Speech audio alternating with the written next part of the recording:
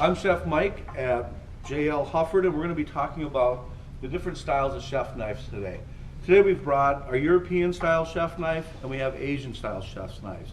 Now, a lot of people wonder why we need so many different styles of chef's knives. Well, people cook differently, they hold them. It's really kind of a personal, what feels best in your hand. The interesting thing about these is even though they all look very different, they're all held the same and they're used for the same jobs. So first I'm going to show you how to properly hold one of these knives. This is an 8-inch chef knife right here. Now a knife is a tool, and when you use a tool correctly, it makes the job easier and your finished product comes out better, whether it's a knife or a paintbrush even. So knowing how to use this knife and how to hold it is really important.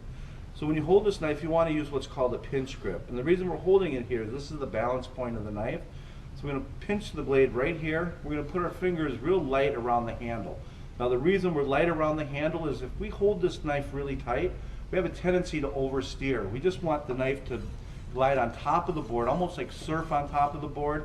We're going to let the knife fall. We're going to use the rock of the knife, the sharpness of the knife, and the weight of the knife to do the cutting. So we don't want to cut really into the board. We're just going to be right on the surface of the board. So when we use this knife, whenever you use a chef knife, whether it be European or Asian style, you want to slice through whatever you're cutting. That's why we do this forward and down motion, is that we're slicing down. I certainly can just mash down, but when you mash, you're going to end up, it's going to be hard on the blade, it's going to be hard on your cutting board, and you're going to be mashing your product. And as this knife gets a little bit dull, it's going to get worse and worse as you go.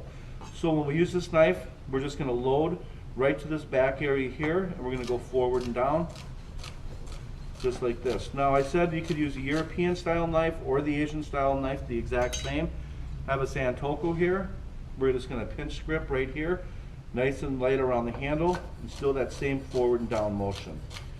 Now these knives are great for chopping like I was just doing right here, utilizing a low rock. They're also great for slicing, for mincing, dicing, just about any job you have in the kitchen. So if we were going to use, let's go back to the European style chef knife. If we were going to use this to do a little bit of mincing on fresh herbs, we're going to use that same pinch grip, nice and light around here, 3 fingers on the spine. And I'm going to start out with just a 1, 2, 3 chops, grab and spin. Go 1, 2, 3, 4. Each time as this pile gets shorter, I'm going to start running the knife through a little bit more. So let's say we were doing salsa or something like that. You just kind of want a rough chop on there. And if you were doing salsa, we would probably be done right about now. This is about the size you want right here if you're doing cilantro. Now, it's the same exact procedure if we're using the Santoku or an Asian style. It's just going to have a little different feel. So it's important that when you go to use a knife that you hold it correctly and that you try different styles of knives. Some people, you know, they'll hold this European style chef knife and it feels just right at home for them. Some people it might feel a little big or a little clunky. And this might be better suited for them because it's a little bit lighter, it's a little thinner blade. So it really comes down to personal preference what you want to use. And you'll see different styles, different tips on these Asian style blades. This one I think it's called a Nikiri. I think it's a little easier for this type of task because of that rounded tip. And then we also have the Chai Dao, which I really like for vegetables for the chopping. With this exaggerated curve or rock in the blade, it's really easy to use. Also the 6-inch chef knife, also a great knife for home use. Use that forward and down motion. You can also use it as a slicing knife. You can mince with it.